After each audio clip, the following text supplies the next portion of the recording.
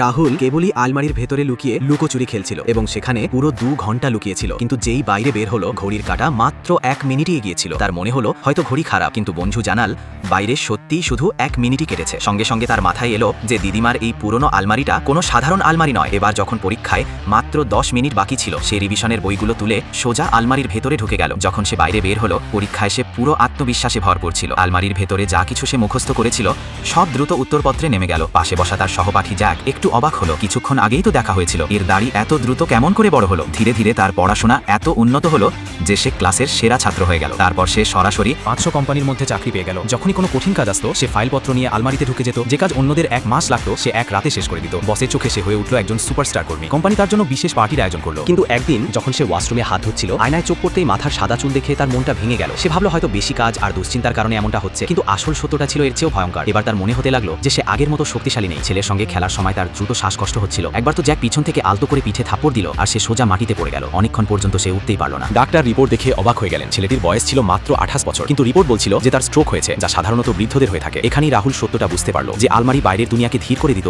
আসলে তার ভিতরে কাটানো প্রতিটি সেকেন্ডে তার বয়স দ্রুত বাড়িয়ে দিচ্ছিল। যদি সে আলমারিতে কাটানো সব সময় হিসাব করত, তবে তার আসল শারীরিক বয়স এখন 45 থেকে 50 বছরের একজন মানুষের মতো হয়ে গিয়েছিল। এবার সে বুঝতে পারল যে এবার সে বাঁচতে পারবে না। সে সিদ্ধান্ত নিল যে এবার শেষবারের মতো সেই আলমারিটা ব্যবহার করবে। শুধু একটা বড় কাজ করবে, এত টাকা উপার্জন করবে যে বাকি জীবন শান্তিতে কাটবে, আর তারপর সেই জীবন চুষে নেওয়া আলমারিটা চিরকালের জন্য ছেড়ে দেবে। সে গভীর শ্বাস নিল, পকেট থেকে সেই পিতলের চাবিটা বের করলো এবং আলমারির দরজা খুলল।